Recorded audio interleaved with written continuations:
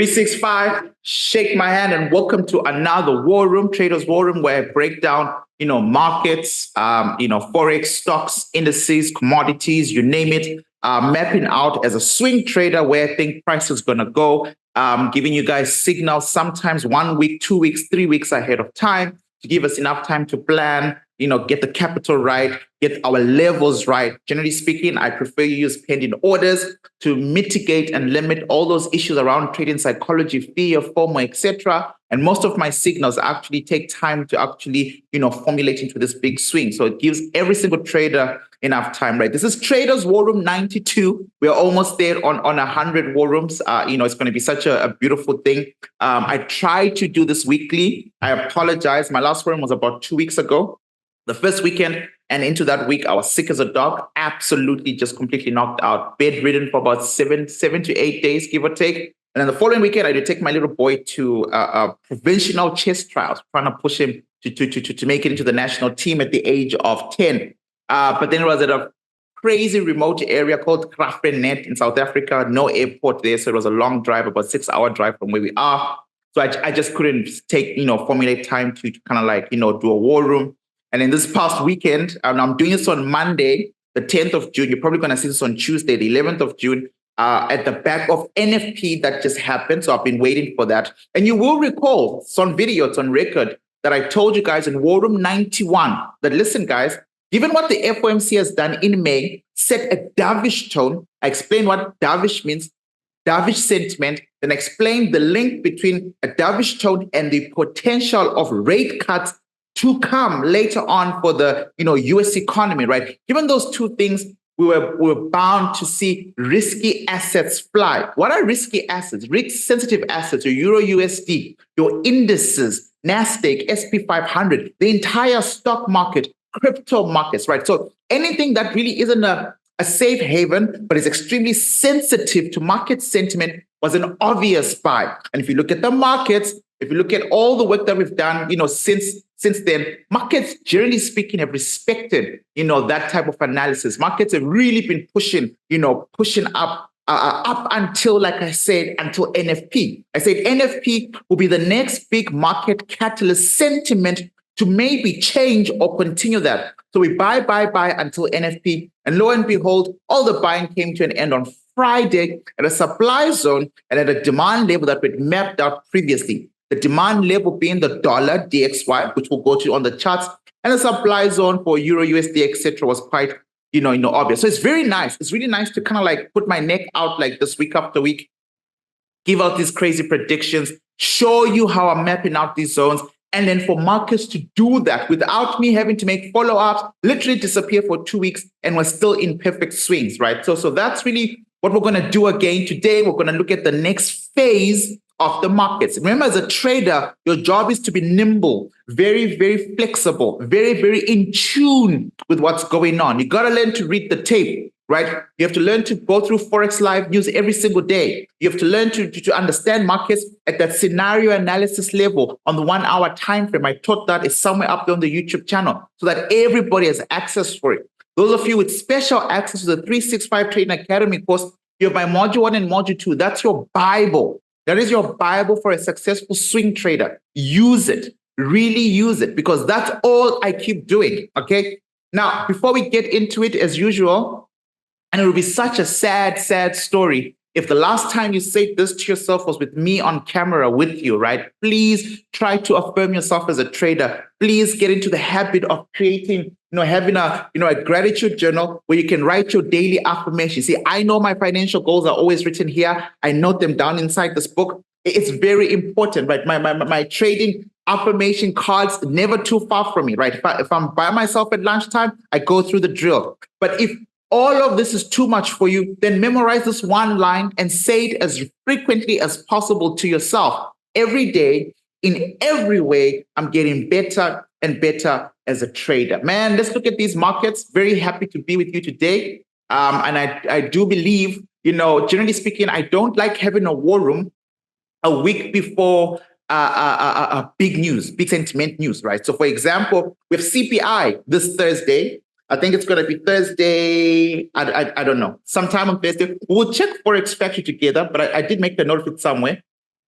Right. So this coming Thursday, CPI data, and that's big. That is a market sentiment catalyst. All right. So please, everything I'm saying today, make sure you go into the week, especially on Thursday, with more than what I've just said, with market understanding, with market structure shift understanding. You need to know your supply and demand levels, because I can't really predict the numbers of CPI, but I can tell you what the market will do if market meets expectation or market does not meet expectation. I can tell you what will happen if inflation comes out hot, or neutral or cold, all right? You as a trader have to then be in a position to use that data, market structure, the flow of money according to the banks, in the market, and then create a good trade. So I prefer to do this type of war rooms after, something like CPI has dropped, but it's been a while since I've done one, almost about 2 weeks, and we've got NFP. So, I thought maybe instead of like really making a very long video by the end of the week, do something now, right? Okay, so this is a stock market. Let me get out of this. Let's get into some analysis. So maybe let me move us to screen 4, maybe. Hope you guys are doing well. Let me know how you're doing. How's your trading? Hit me up in the comment section. Shake my hand, by the way. I don't remember if we shook hands. Shake my hand. I really, really hope you guys are doing well. Yo, man, it's just been crazy. Right, so there we go. So in front of you now should be TradeView, where we can just mess around and do some market analysis. I trust I'm sharing the right screen. It looks good to me on my side. Right, maybe before we start, this stuff, in War Room 91, I gave out 20 signals. 20 signals, right? And the stats are interesting, because remember, if I give out a signal, I just go place a pin in order. And then I move with it, right? And I expect those who understand that everything in trading comes with risks, and that you could lose everything if you bet everything, and you should never bet everything, because we use good, superior, risk management. So the people take the trades that I take based on this educational information. We had 20 signals for War Room 91, and one, which was Euro Swiss franc, I had a stop loss hit. And we had a stop loss hit.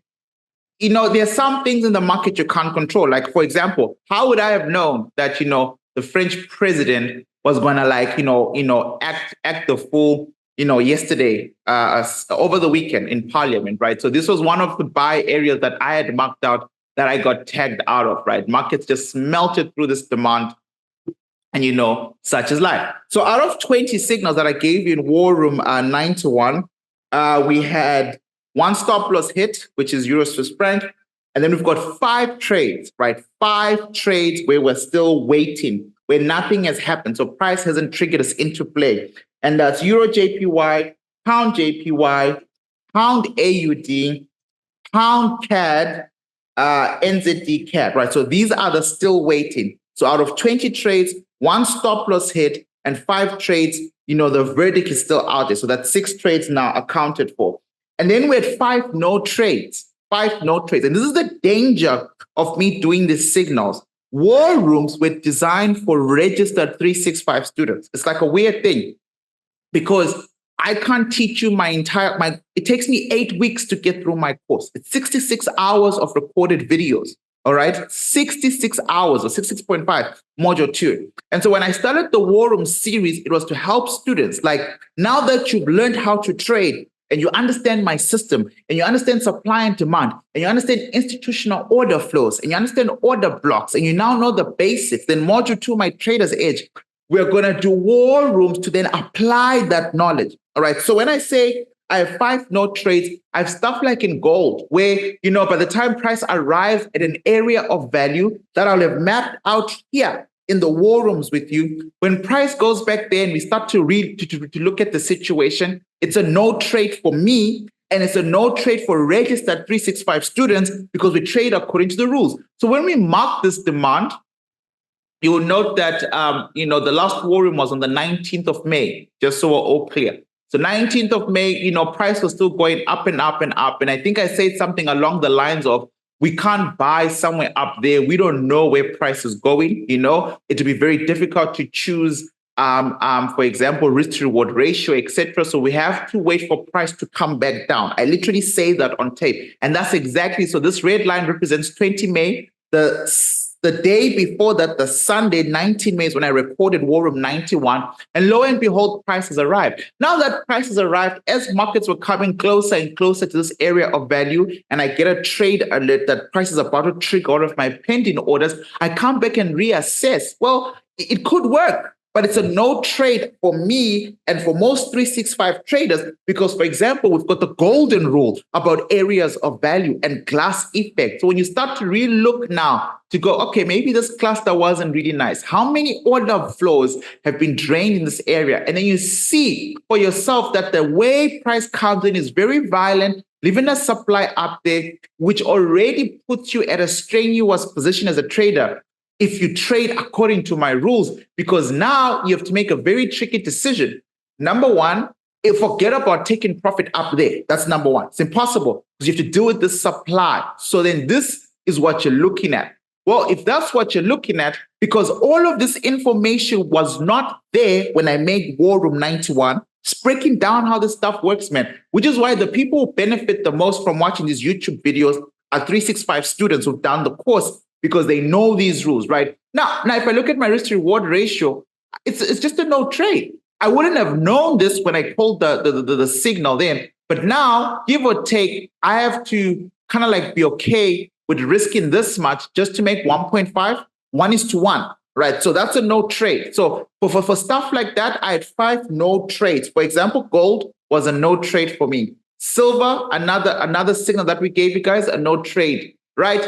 Cannot be stuck out here, right? So there are multiple supplies, didn't like, how price was looking based on how gold was moving, right? This supply, very strong because there are 2 interconnected supplies.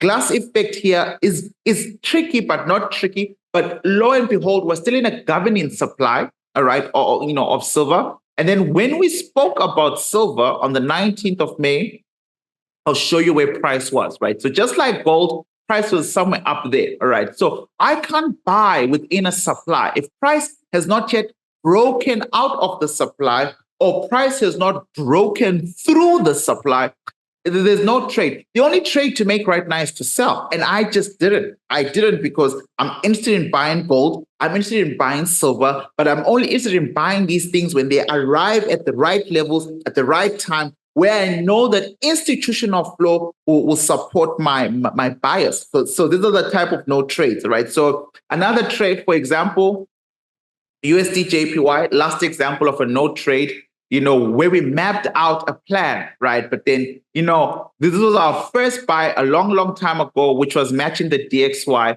right? And I've been wanting to come back into this trade, but the dollar has been very weak of late, right? So price comes in here, somewhere in there, markets turn. Somewhere right here, markets turn. No trade for me. There's no valid reason for me to buy, even though there's a hidden demand. And I'm sure if I go down to lower time frames, we could find out why price turned, right? See, even that day, my trade would have been triggered, right? So it's another no trade. So there are 5 trades which are called no trades because somewhere along the line, they contradict the trading rules in my trading plan, right? In the 365 trading strategy plan, right? So once again, 20 trading signals, 1 stop loss hit, 5 trades were still pending, still waiting. I mentioned them: pound JPY, pound AUD, pound CAD, NZDCAD, and EURJPY. Those are the 5 trades we're waiting for. And then we had 5 no trades. And then we had 9 positive trades, all right?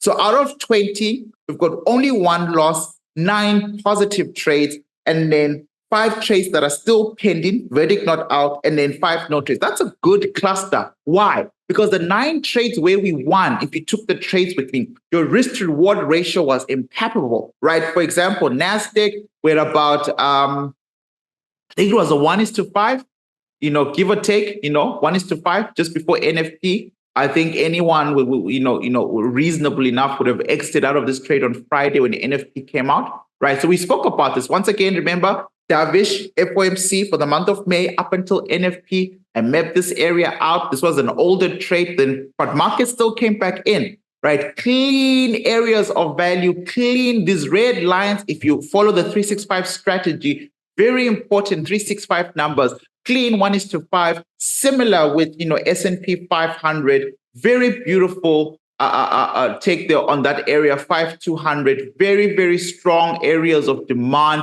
being contacted there on the H4 time frame. Even on the daily, you can actually see a doji candle formulated. Very, very, very, very, very, very good. And also this was like 1:5 ratio. So trades like that, we're at the Russell 2000, which was still selling. The last I checked this, this I'm still in. I'm still waiting to see what happens with the Russell. So that's still going very well. Let's find another win for us. Obviously, EURUSD. We called this beautifully. I told you guys, let them push price up. I did say this was before I knew about the French president, before I knew that NFP was going to come out very positive. I don't have this data ahead of time. I look at market structure. I see what I'm dealing with. It was beautiful. Quick thing about EURUSD. This is something that you must take notes about. I want to correct this thing. And I want to deal with it, when I feel something in my spirit that's quite important to address. I really want to address this. The relationship, where's my EURUSD 1 hour? Remember I taught you guys scenario analysis, how to trade on the 1 hour time frame for those of you who want to day trade, etc., etc. And then I told you guys that your charts need to look something like this to go on the 1 hour time frame. And all this stuff is on the YouTube channel. There's a playlist called scenario analysis. This is beautiful. This is beautiful. Right, look at this supply, all right? If you see the supply on the 1 hour and then you see, the full body, right, area of competition on the 2 hour time frame, you can see that this is done on Tuesday, all right, the 4th of June. Tuesday, the 4th of June, this happens, okay? Fine. Now, this past week, right? So I noticed this very clean, very, very beautiful. So I map it out, I put a pending order. On Wednesday, you get the infamous ADP. And this is something we really need to quickly, iron out. Let's see, right? So here's Forex Factory. Let's quickly scroll through here and find ADP last week. So I just want to see what the date would have been last week. If today is the 10th, then it's somewhere here. Should be Wednesday. There we go. Wednesday, it was at 2:15. So look at this. ADP says, look, man, we're expecting 173,000 jobs, new jobs to be created by the economy.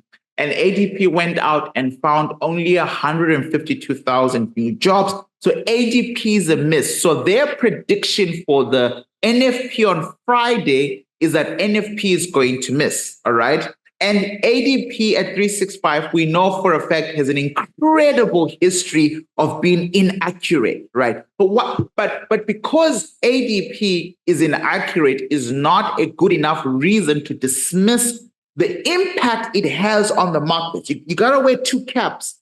We know that there's a high likelihood that they didn't count something correctly. That's fine, right? But we also know that because they always mess up, the question is here, does the market react to ADP data, right? So at 2 p.m. on Wednesday, this is Tuesday, this is Wednesday. At 2 p.m. on Wednesday on the 1 hour time frame, we get that negative news ADP, right? And there we go. So between these two candlesticks, right, prices here, this is when the news for ADP comes out. You can see that EURUSD on the 1 hour time frame falls in and formulates a demand. Why? Why is this the case? Because the dollar only gains strength if ADP or NFP numbers are positive. It's a positive thing for the dollar. So because ADP comes out negative, the dollar on Wednesday drops, and we know it drops because all of a sudden Euro USD by 5 p.m. on the same day when the New York market opens, I'm talking about South African time, they open about 3 o'clock, the first 2 hours of trading where there's an influx of order flows, we can see that the buyers have the day. Why do the buyers have the day on Wednesday? Because the sentiment is based on the data that's out, and it's from ADP, and ADP is saying, look, man, when it comes to NFP this coming Friday, we found this job. So immediately, Euro has a kickback. But where's Euro being pushed to? To the supply. The supply the day before. That's how we use it, right? So once this happened, I wasn't in. Yes, I saw this happen. This literally triggered me into a buy and into a sell at the same time. The selling of Euro USD started on Thursday because of ADP. ADP gave Euro enough move. This is a sentimental push. It does not have enough power like an order block that's been preset there by money, right? These are sell levels. So I got triggered into Euro USD on Thursday. And lo and behold, I let it play out. When NFP came out, and NFP was just the opposite of what ADP said, and I'll show you right now. So this is, where is it now? Wednesday, ADP. Am I talking nonsense? I'm talking nonsense. There it is there. Wait, I'm confused. Have I confused myself? There we go. So Wednesday, there's ADP there, right? So it's a complete miss, okay? And then comes Friday. We'll break down NFP. I'll just break it down for you. Look at this. NFP farm road change. NFP, the economists, about 72 economists across the world put together this data. Very chief economists in banks. Right, so they say they're expecting 182,000 jobs, but actually the markets found 272,000 new jobs were created. That's a big whooper. Naturally, the dollar gains a lot of strength, but because of ADP and how markets operated 48 hours before the release of data, price found itself already in a supply. And all it needed was that bad news. And there we go. The dollar takes off as Euro drops. So this is Euro USD on Friday, just dropping like hell. And then we wake up on Sunday and the French president is doing his own things in Europe, which has actually created more weakness across all euros, across the board, which adds to this. So if you're in this trade, hold until we get a clear indication of where to get off. And I can map that out for you right now. When you see price gapping like this on TradeView, that's interesting. But when you see your own broker printing price like this, even more so, right? There's a lot of sell pressure here. So if I go to Euro USD on the daily time frame, here's what I can tell you. We've already melted through one demand, two demand, right? This is next, okay? We can see that markets created a strong new sell point up there, right? Another, a bullish engulfing candle, right? As you can see for yourself. I'm just gonna delete this for now, right? New one. Then there's a gap, a sell pressure gap. So there's a fair value gap, right? That could be sold. So literally, there could be so much sell pressure that instead of markets coming all the way here to sell, right? Markets could end halfway through this fair value gap, right? All of this is just too much sell pressure to break through this thing. And then the choice is not this demand, not that demand. I don't see a clean demand here. So we're looking at levels down here. So if we do something like this,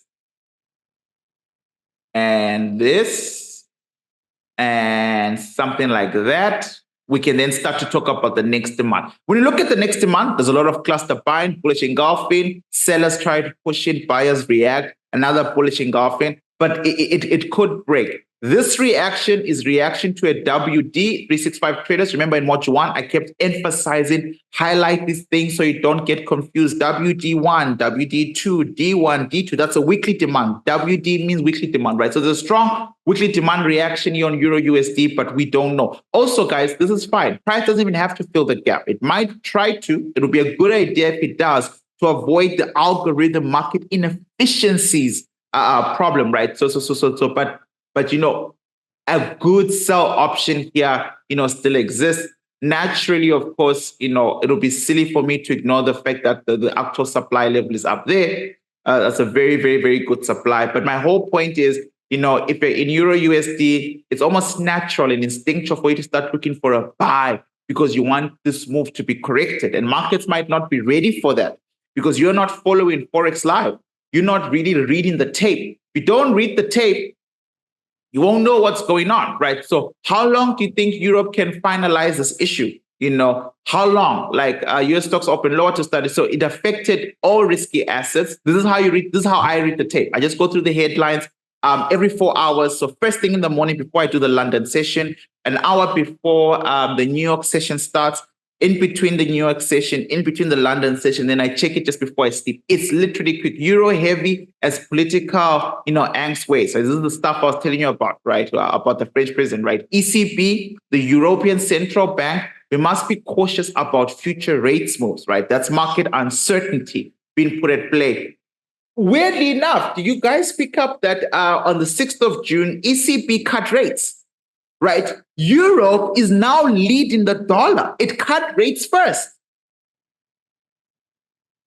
Yeah, my traders. Right. So Wednesday, check this out. Wednesday, you got ADP that says, nope, it's not going to be looking good on Friday for NFP. So dollar down on Wednesday, strong euro on Wednesday. On Thursday, you've got the main refinancing rate where markets expect the interest rate to go to 4.25, and it does. But where was it coming from? It was coming from 4.50, right? So the previous rate, the last time they had a rate decision was April 11. It was 4.50. So they've cut it down by 25 basis points. When you cut, come on, guys, when you cut rates, you know what happens, right? So on Thursday at 2:15 p.m., once again, I want it to make sense. Let's go to my scenario analysis chart. I hope this is, if I'm talking too fast, you slow me down, or pause or whatever. Let's go to the 1 hour time frame.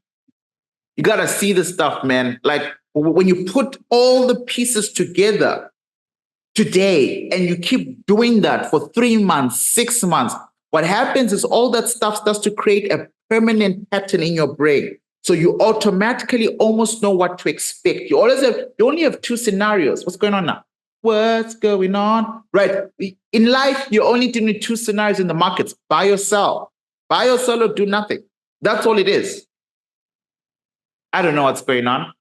I apologize. But yeah. Okay, there we go. Right. So once again, let's break it down for the last time. Let me move on. Wednesday, ADP drops at about 2, and at about 5 p.m., we've got a strong euro reacting to Wednesday. Right. And then let's check the time now. 2:15 on Thursday, the next day, right? ECB cuts rates, which is kind of like a market expectation. So you see where I've marked this circle? This is now Thursday. You see 2:15 between this is a 1 hour time frame.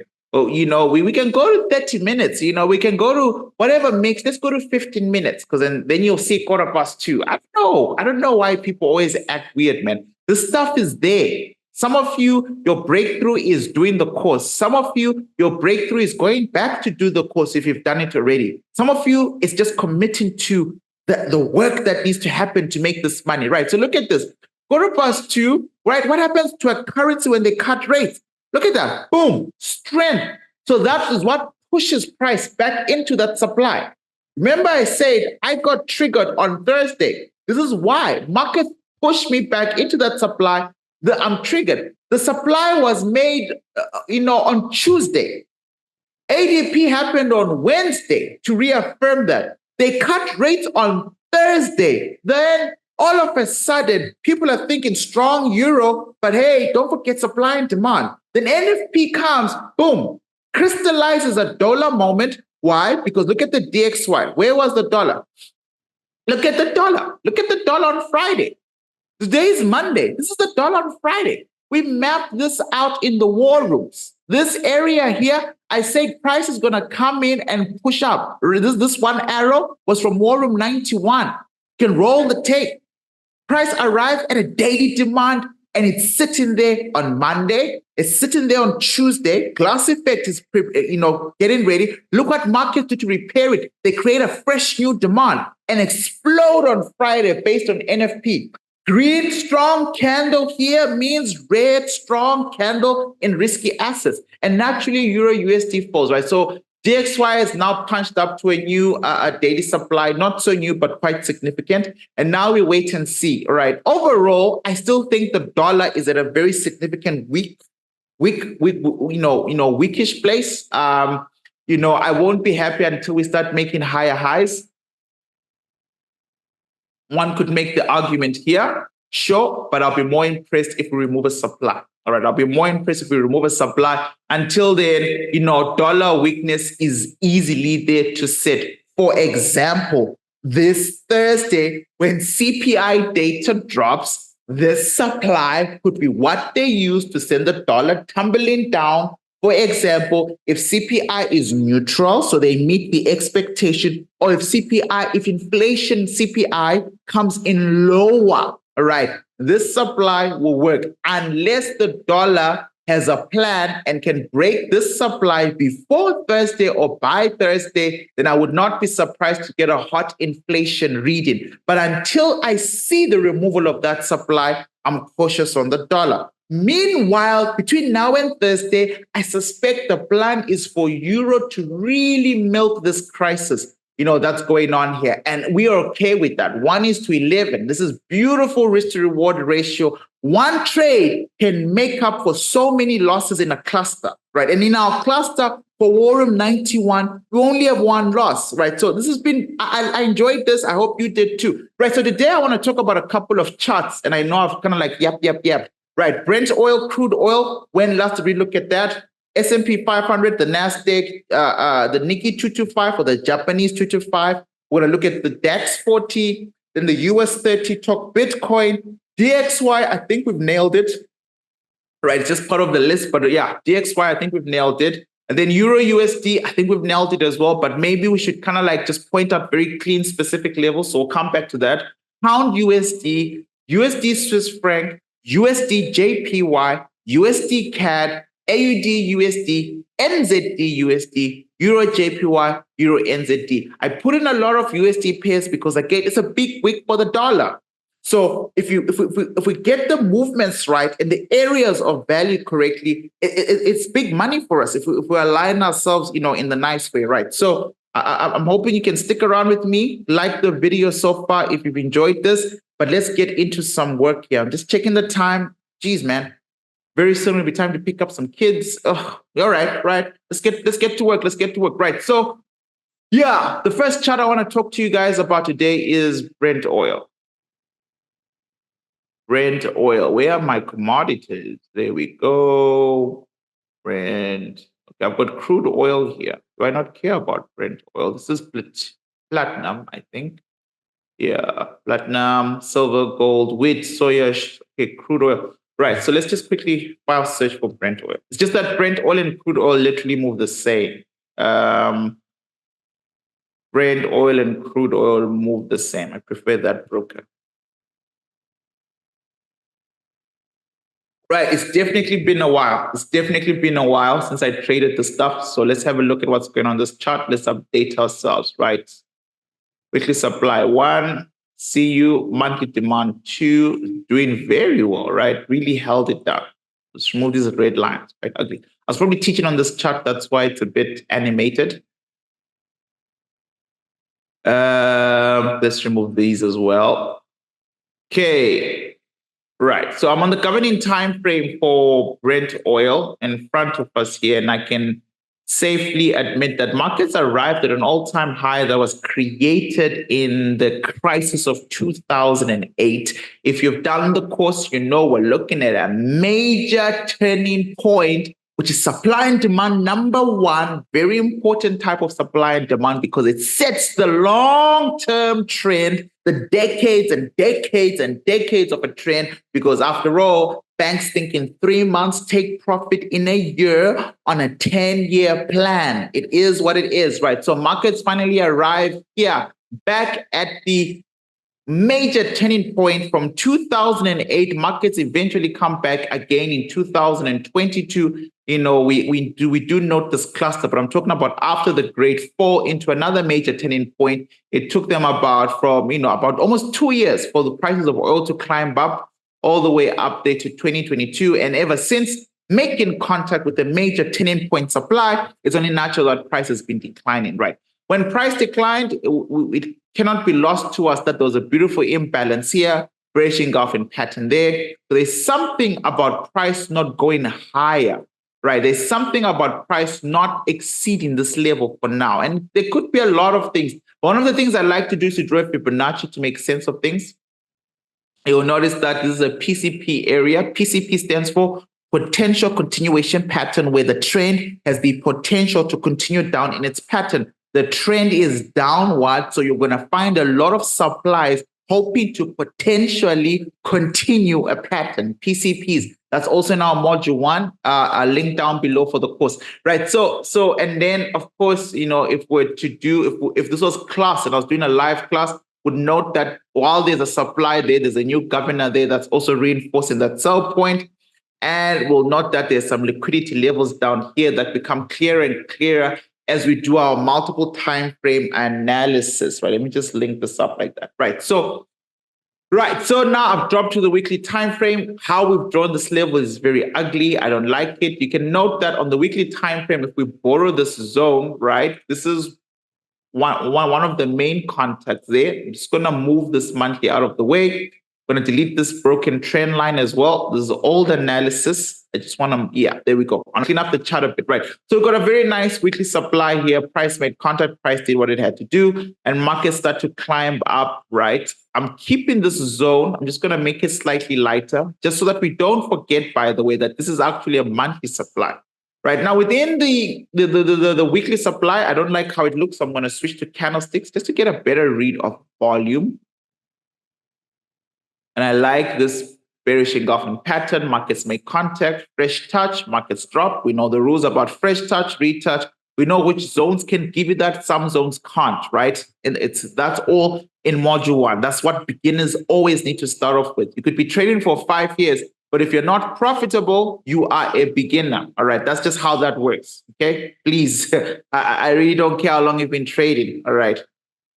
Okay. So markets are dropping down here, down the supply zone, right? And you can see that on the weekly time frame, we have, we've kind of like arrived now at some buying levels, or if not buying levels, we are looking at, potentially a destination where price now needs to negotiate between supply and demand. Are we going to continue going down, or is it now time for retracements, right? Now that I've done this on the weekly, I'm going to go back to normal candlesticks to see what I have, just to address the situation.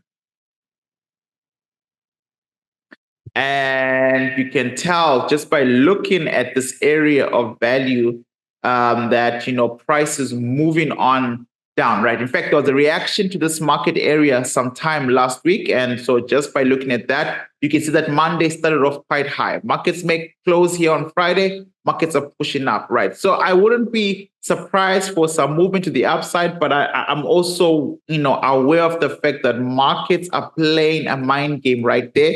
You can see that area there. We probably should mark it yellow. That's a potential supply or potential weekly supply. So any buying that's going to run wild might have to negotiate with this area there. Okay, might have to negotiate with this area right there. Might have to negotiate this area right there. And that's because this is a strong selling area, right? I note this area as well, but we're talking about immediate areas of value, right? There we are now on the daily time frame, the time frame that really matters. Once again, I'm going to switch candlesticks because it's just too much data, right? Look at this. I struggle. I struggle to make sense of this. I just know I don't like the levels. If markets keep coming up and down, dancing, being claustrophobic like this, I generally speaking, have problems with that, right? But what I do like is when you go Akini Hashi, once in a while, you get some type of clarity. So if I was to do something like this, ignore the past and focus on an area of value that I assume price is still to deal with, this is what I have, right? So now I have a situation where I can see for a fact that, markets broke through this area here, right, going down. And the question then is, which daily supply did that? Which daily supply was strong enough to break this last high point there? And that's the supply, beautiful imbalance. And so cowboys, because of just how they were raised, will take risks and start buying up there if they want to. I'm not a cowboy. I'm going to wait for price here for a sell. So that's what I'm going to be focused on. All right. I'm going to be waiting up there for a sell. I'd rather risk money selling than risk money buying. So that's UK oil for me. Moving on to the next one. And the next one is crude oil. Crude oil. Where is it? Where is it? Where is it? Where is it? Crude oil. Crude oil.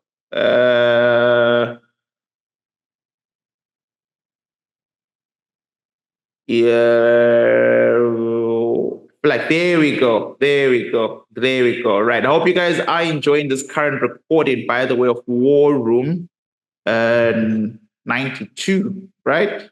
War Room 92. I really hope you're enjoying it. War Room 92. Going well, going well. Right. So let's keep looking at it, right? So we've got in front of us crude oil, and we kind of like I said earlier on, guys, there is always, generally speaking, a similarity between Brent oil and crude oil.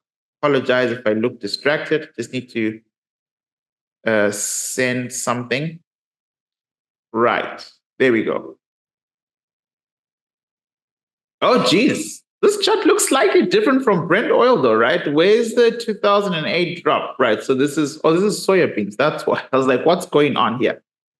Right. But yeah, I do hope you guys are enjoying this recording of War Room 92. And I hope you guys are getting value from this stuff. So, right. So we can see here on US crude oil that it's very similar, right? We've got a governing supply that we defined earlier on as, all-time high MTP, major turning point. I have there in the notes. And this is also, in 2008, literally in 2008, right? So what we can deduce from that is, moving forward, is that price then continued to drop, formulate. Remember in Brent oil, there was like activity here, right? Where markets here. In crude oil, even clearer, the supply held a bit over there, but then price came here, made contact also in 2022. Similar stuff, markets broke, and then that level, similar level here, where price does not want to go through, that's where we are. All right. Right. So let's draw a supply big enough to cover what's in front of us. And I can see here I've got better levels are drawn. We could include that, but the supply pretty much covers what's going on there. Okay, let's delete some levels there and make that clean. Right. So we've got some sell side pressure across the oils. I don't think we need to even spend a lot of time, in that situation. Okay. Down to weekly now. All right. I'm going to tighten this area of value. It was a governing time frame, and now I'm going to turn it into a tighter weekly supply. I'm going to switch to a Kinihashi. Yeah, that area is drawn perfectly. And you can see there's a follow-up supply, which price reacted to right there, right? So that's perfectly nailed, right? And then there's this touch and go trend line, and price is clearly on the other side of it, right? So we really do have a structural issue here where price is falling, and there's a beautiful weekly supply just above. So I really like these weekly supplies that actually prove who broke the trend. So there's an uptrend, and then you find a very beautiful safe supply that actually makes contact to break the trend, where the red candle closes on the other side. Voila, markets make contact right there and they are falling, right? So there's nothing to do unless if you're like me and you're patient and you're waiting for a permission to re-enter the sell side. So we want to sell high, so we're going to have to wait for price to kind of like make its way up. And like I said, in Brent oil, if we've got cowboys in the house, they're going to be taking some crazy risks. We're all over here is a buy area. It depends on how big you want to buy. And then I'll be waiting for you guys somewhere in there, right? So for me, on the daily, this is a good place to start. But I am aware that the only place with confluence is within the supply of the weekly time frame. So what that means maybe to make it easier to understand, is I'm saying that crude oil presents to me two good areas to sell. Area one, but I also know that a true sell value would generally come in these areas where a daily supply is nested inside a weekly supply, right? So there's a good sell area. That's a good sell area. This sell area comes first. And where are we selling to? Well, I wouldn't be surprised, although it's a bit dramatic, if oil was to drop by $10. So from 76 to 67. So that would be a good target for me. If I was to get that as a swing trader, that's good money. That is good money. If price decides to go for a higher supply, which it's allowed to, that's good money, right? So this is a risk. You could lose money at this level, but this should work, right? So that's US oil and crude oil, right? So now let's go to our indices. Like I said, so I'd love to start off with SP 500. Want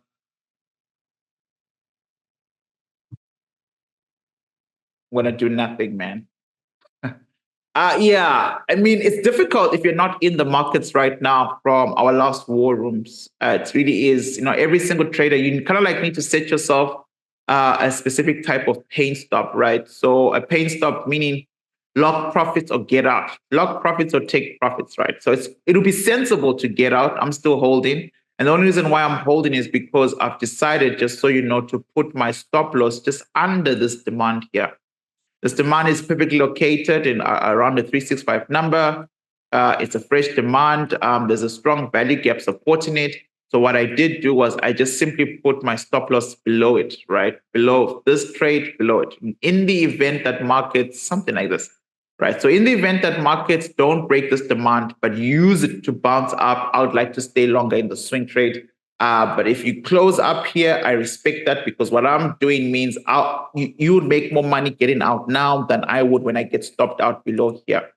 I am not excited about the idea of buying here per se. I'm excited if markets use this level to bounce with me, but I'm not necessarily excited. And that's because I don't have a target, right? I really don't have a target to aim for, which is difficult, because now such a trade brings a lot of emotional anxiety, because really what you want the markets to do every time you take a trade like this is you want the markets to break highs, like to keep going for an all-time high, right? The only way to make 1:3 is somewhere up here. For price to get somewhere up there, the markets must receive a lot of positive news to make a new all-time high. Markets have never been at that level ever before, right? So that's the pressure. There's nothing wrong with buying there. I'm just saying it's not really my type of style. I don't like buying places that I don't have targets for. I didn't mind holding to break this all-time high here because markets had retraced deeply, and it made sense that I knew that when we get up here, eventually we're going to have to break this. This made a lot of sense. Why? Because buying low makes a lot of sense than buying high, right? So please never forget that, right? But there is a potential where markets can, work here, right? So potential, the markets can bounce off here and then continue up. And this is a 4-hour demand, so it's quite strong. The only thing I don't like about it, like I said, is there's not much of that daily support. There isn't a daily demand, ready to support the bias at that level there. So just be very, very, very careful about that. All right, be very, very careful about that. But that's S&P 500, really in the bag. Don't want to do much about it. Right. Next is NASDAQ 100, which I'm pretty sure we're going to have kind of like a very similar analysis, right? Want to do nothing, but it's like I've already marked out a demand for you guys there. On the H4 time frame, a demand that I think you should just take note of. Same. Lock profits just below. And this demand on the NASDAQ 100 compared to S&P 500 is very playable, right? So I would be happy to risk money here, because if we go back to where price is right now, you'll see that's a 1:4. That's why this demand was pre-marked, right? There's a very good potential area at about 18,700 from the NASDAQ, right? Using the H4 there to manage my risk. So this could work. This could very much work. And if it doesn't, it'll be based on the sentiment. Also, I'll be looking to see where price is. Check price on Wednesday, day before CPI. Check price on Thursday morning during the London session before they announce CPI. This is also a very strong option for markets, right? Just to take off from here. So it's all going to be a sentimental play this week. Market sentiment is very important, right? But supply and demand will always reign superior. But when market sentiment and supply and demand, give you confluence, that's always a beautiful trade, right? So that's NASDAQ 100. Nothing to waste time about. J225. J225. Here we are. Let's just go out. Just want to quickly see what we got. Yeah, we can delete some of these old notes. Don't need them no more. Right. So interesting. So this is telling. Right. Why? I've said this before, right? The Nikkei 225 or the J225 for me is quite a leading indicator to how American markets react. That's why I keep saying, at least on the S&P 500, I'm very hesitant about buying at the higher level. Right? This is a strong, bearish engulfing on the monthly time frame, right? And J225, you see, if it gets one of these, it can consolidate for months. It can do this. This is the monthly time frame. It can consolidate for months. Right. If it has a supply on the table, right, even though it's indices like to buy, like to fly, it can really, really, really, really operationalize them, right? So historically, we know that a bearish engulfing pattern is nothing to play with, and now we have one here.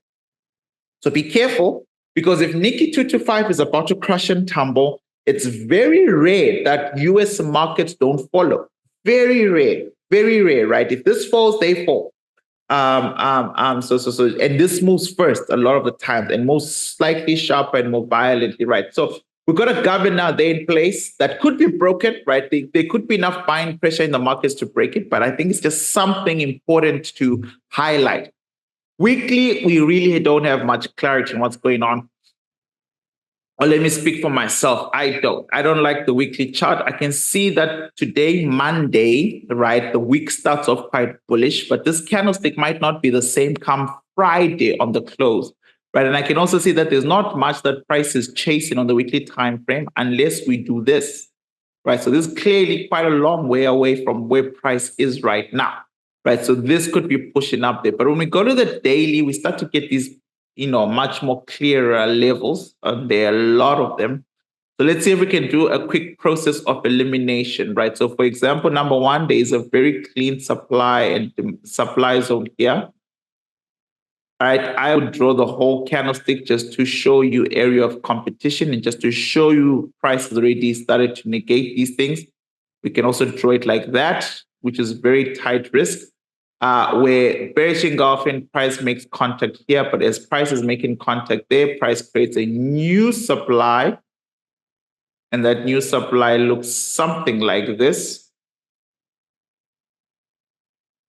right? So another bearish engulfing pattern in, and then price makes contact, and so forth. And this is within that governing supply. So this bigger zone is that governing supply, and then you've got all these daily supplies doing their jobs, and you've got another daily supply here if you want, and you can do this all day, right? It'll explain price for you better, right? So there we go. So we've got a ladder to hell, sell pressure upon sell pressure. Eventually markets make a turn, touching that supply, markets come down, right? So for price to even come up there, we have 2 or 3 other supplies, that price needs to get through. And you see on the daily time frame, we've got one small demand zone, right? So this is not something I'd want to trade, but it's definitely something I'd want to look into.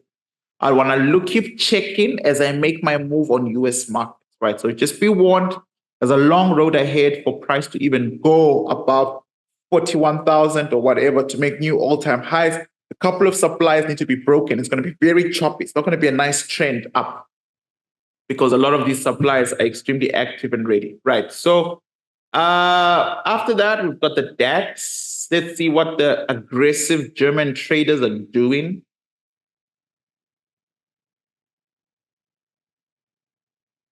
Go to the governing time frame. All right, so I'm still waiting very much for the DAX. I had a nice play there a while back. Haven't had much action on this chart, to be honest with you. But finally now, price is creating a PCP, so they will be looking to go up a little bit. It'll be nice if prices to come back down for a big, nice full retracement.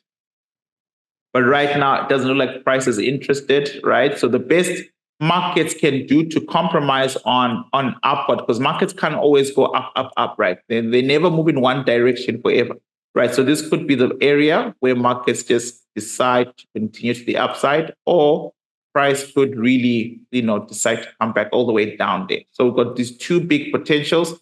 Obviously, I'd always prefer to buy low, but I understand that with indices, you really could miss an opportunity, right? So what we notice about that buy at the top is it's based off an already circulating demand,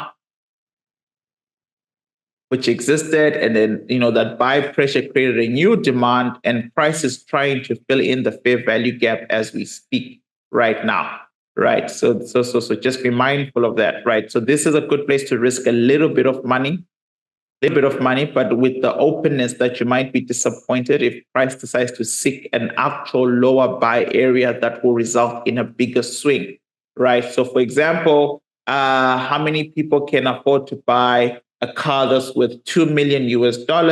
It's a very small number, all right? But if you're to push a product where people can afford to buy a VW, VW Golf, then the price range is lower. So you get more people buying. And because more people are buying and putting those vehicles on the road, you can then start to steadily increase the price of your vehicle because you've got a big consumer base, right? So same thing with trading. If you're buying low, you're going to get bigger buy flows. If you're buying high or doing momentum buys, you're going to get a fewer people in because they are not attracted to the price, right? It's expensive to buy it up there. But nonetheless, there could be institutions that want to buy DAX and pump it up. So this is up to us now to keep track. On the daily time frame, we can tighten up these zones a little bit, make them a little bit better. So this would look like that. And now you can see the story makes so much sense. Markets came in, dipped in, and continued. And then markets then created a daily demand, which is that one. And we're waiting for them to continue. And there could be some interesting stuff happening here. So look out for that. I think for a short-term swing, this is well worth the risk. For a short-term swing, back to these highs, this has got some potential, very much potential, but I would be very mindful of the fact that markets are allowed to arrive here and break this demand immediately because there's a lower buy area below, right? So generally speaking, I like buying lower. So I would ignore the first demand completely, or at least have two pending orders in case something happens. And then if this all completely fails, then we're looking at price dropping even more. All right. So that's just DAX, right? From DAX, we're going to US30.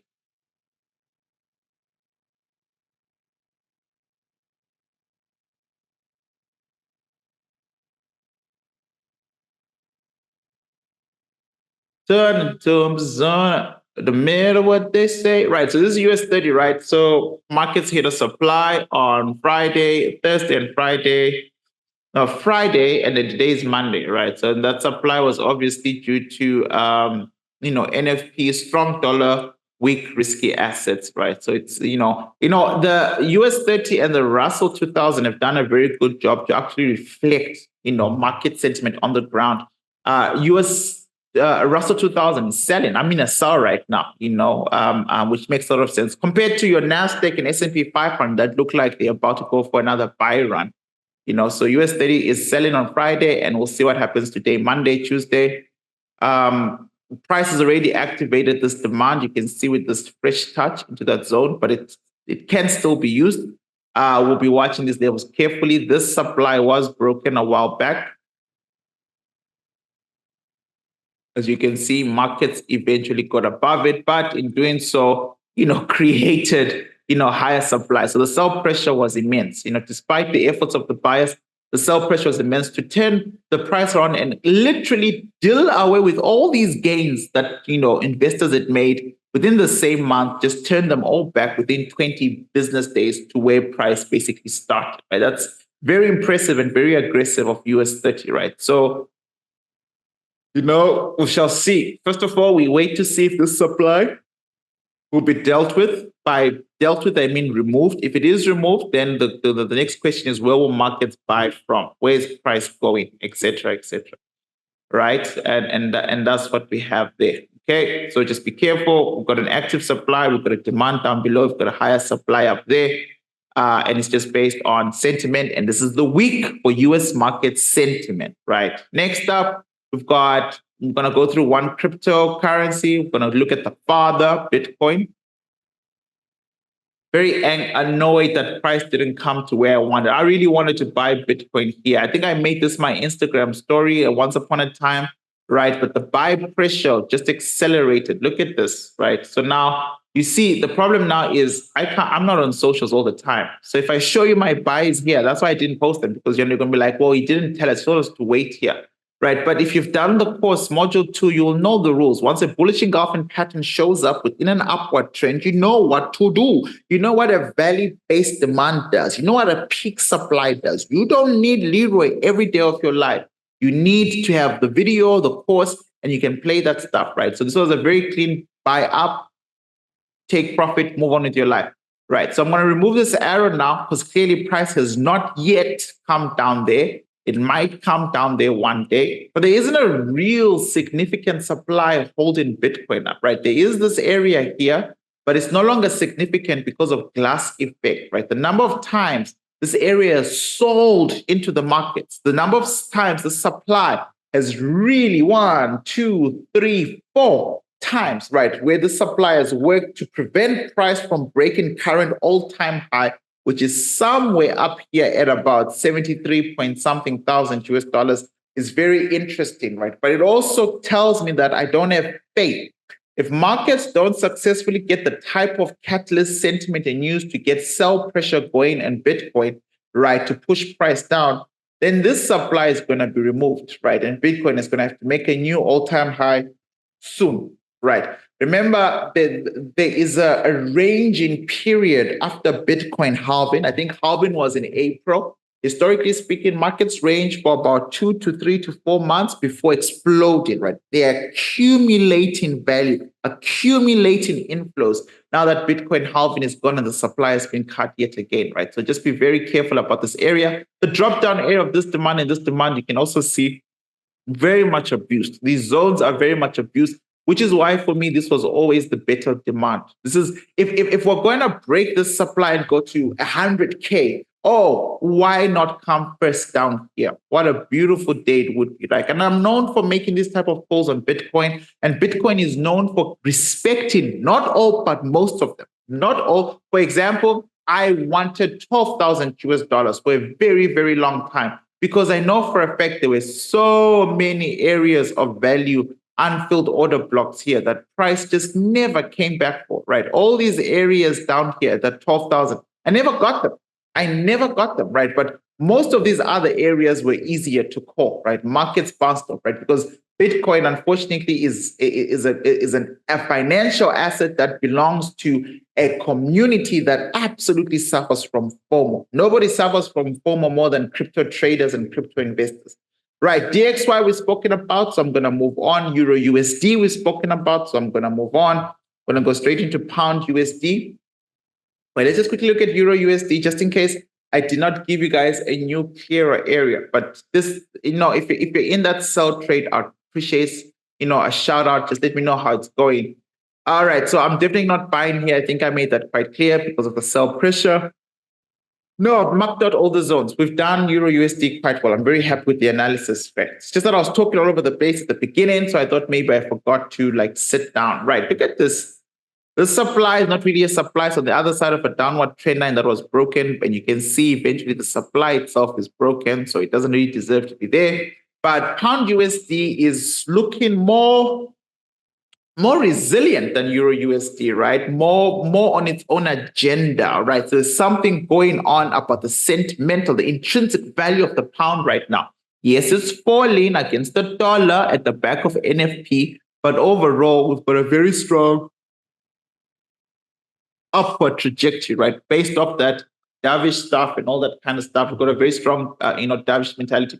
Right, but nonetheless, in front of us, we do have a daily supply. Let's walk a bit back and see where the governor is trying to take us. Right, the governor has created a bullish engulfing pattern, and so this is why that structure on the daily looks very arrogant. Right, it looks arrogant in the face of the dollar, and that's because this governor is ready to pump price up. And it could well be the plan. Right, on the weekly time frame, we've got a weekly demand a buying fair value gap, and price for the last 3 to 4 weeks creating a PCP, a potential continuation pattern to the upside. We don't have any clear supplies, to the left for a very long time. So, just be mindful of that about the pound USD, and the same thing is happening here on the daily time frame, which I now understand. Right, we've got a supply there, but overall, when price is done, right, with playing down, these areas of value might be easily broken later on. So I would watch out for that. There's a fair value gap here for those of you who are brave enough. This is not cowboy, but really more of a brave type of trader situation who understands the risks involved in trading. That buy could reward you handsomely. And then there is the logical buy where you really have to wait for price to eventually, whenever it can, many years, many months, many weeks, many days, who knows from now, it can come back to that demand there. So that's pound USD. The next one is USD Swiss franc, which reminds me of the loss we took in Euro Swiss franc. So I did show it to you. Never mind. Right, so USD Swiss franc.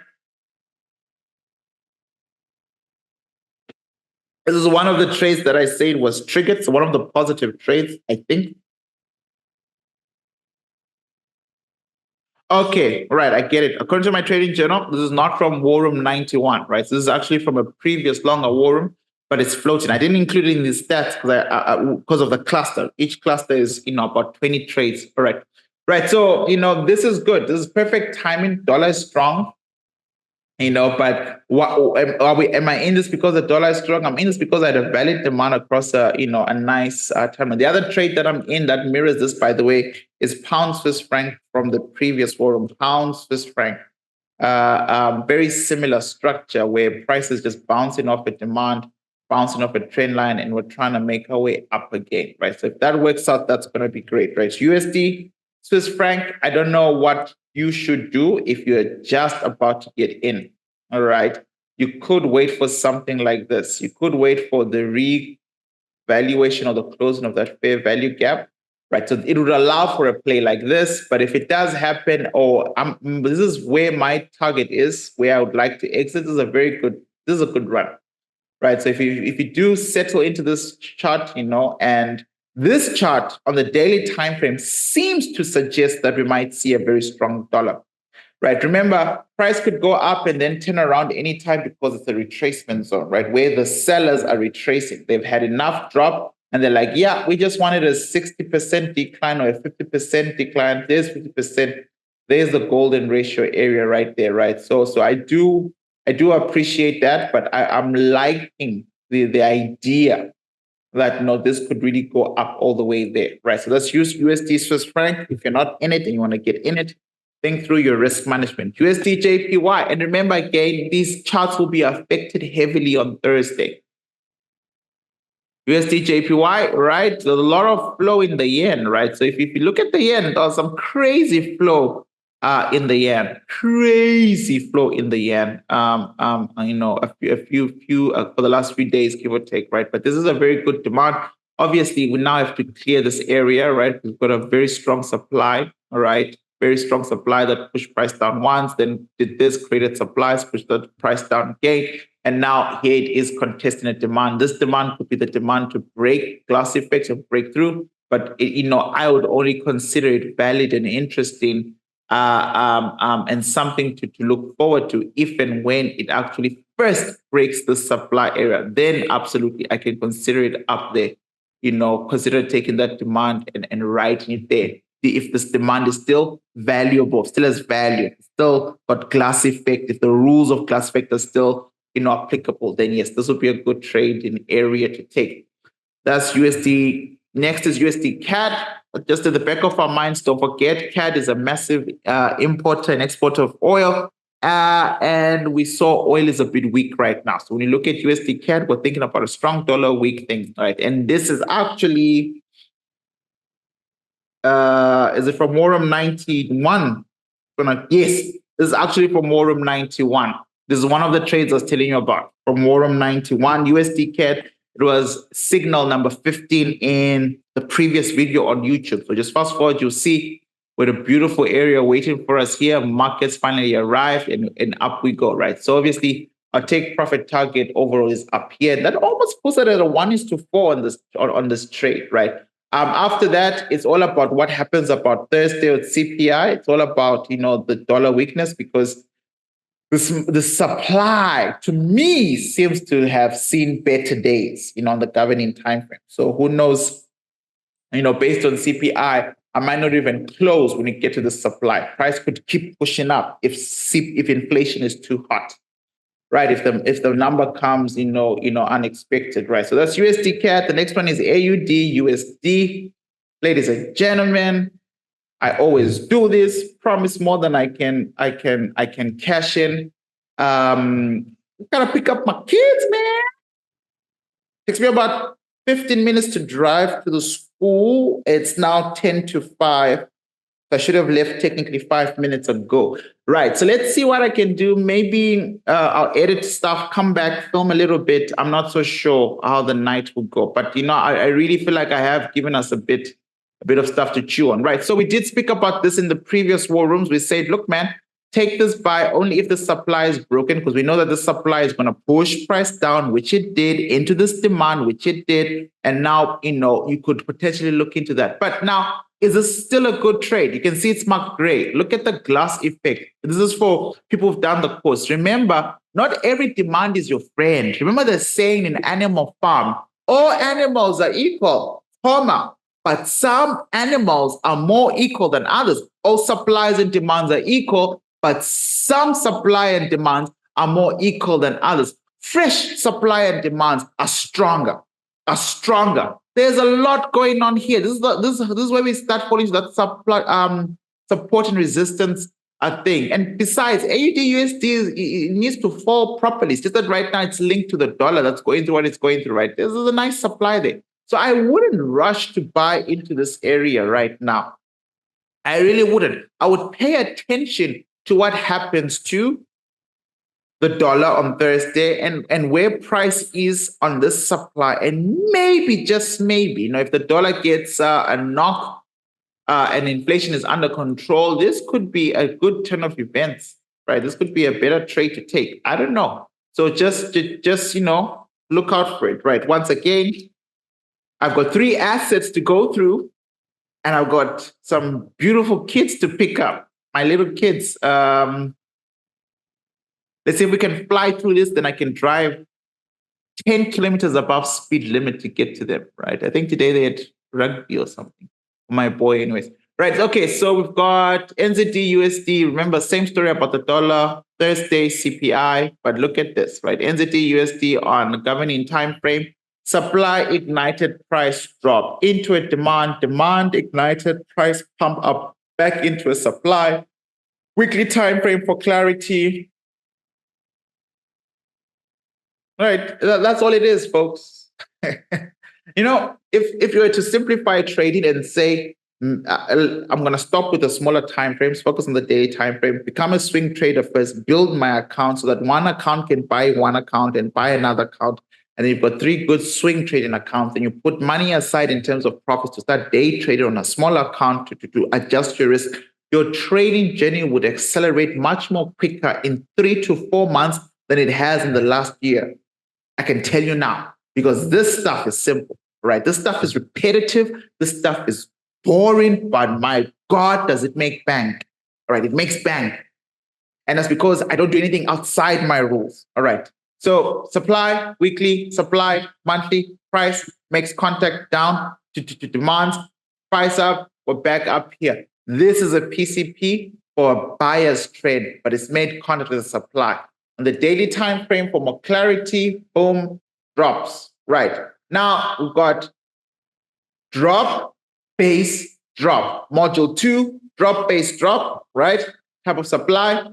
And we've got, area of competition all the way up there. We've got fresh touch, which is very short. Then we've got the retest, which is all the way down. Then we've got glass effect, where price comes back. But when price comes back, what does price do? Price bandages an area of value, tries to supplement with more sell orders. So I would be, why are they presetting these things? Why do all the assets almost look the same? Today is Monday. Thursday, CPI, it's D-Day for the dollar, and markets will act accordingly. Please have no fear. If inflation is hot, I guarantee you, right, the zones will melt. Markets will get here. NZDUSD, dollar is going crazy. This is going to drop. It's going to melt. But if inflation is cold, right, NZD will power up and just break through the supply. It can. Why? Glass effect has already been met. So markets create this scenario where both probabilities are plausible and all it's waiting for is for sentiment. We can't be surprised if this supply doesn't work. Glass effect is in. We can't be surprised if this supply works. It's been bandaged, working on sentiment, waiting for sentiment. You feel me? I hope you do. I hope you do. I hope, oh man, I thought it was the last one. Right, next one, EURJPY. They're not like us. They're not like us, right? This is one of the trades we're waiting for. Remember I said there were 5 trades not triggered? This is one of them. Still waiting, nothing to do here. EURNZD, ladies and gentlemen, thank you so much for watching. Thank you so much for paying attention. I appreciate you. Thank you for joining me on this incredible journey. This was missed, bro. This is one of my no trades. This is from, no, EURNZD is on War Room 91. Check it out. No trade. Look at that. I was not triggered in this. If anyone is, that's really cool for you. Even with the Kinihashi, I just couldn't see what happened, right? Price just turned quicker. It happens sometimes where the area of competition is quick, right? But now, given the euro mess that we be getting, who knows? Maybe this pending order will stand, right? But it could be melted through. So yeah, right now, I mean, not in this trade, but I'd love to try and buy there. Let's just have a governing time frame and see what it says. If that's a good idea, right? Coming from a bearish engulfing pattern, probably not, but probably is, because don't forget, this has to be tested, right? So this could be a perfect opportunity to swing back up and test this before a bigger fall, right? This could be a good opportunity to swing back up and test. So I want to see how big this yellow zone is on the daily that I've just marked up. Oh, it's big. It's disgusting. It's ugly. Ugly, ugly, ugly. I don't know, man. I don't know. Okay, so definitely a supply in this zone, another one there. Yeah, so look, outplay it like this. Come to the demand, take profit somewhere there, see how that goes, right? But it's all about the dollar this week. Appreciate you. Don't forget to check the link down below if you're interested in ever learning how to trade properly, learning how to trade the way I trade. It's well worth your time to invest in your information. All my lectures are uploaded 6 hours.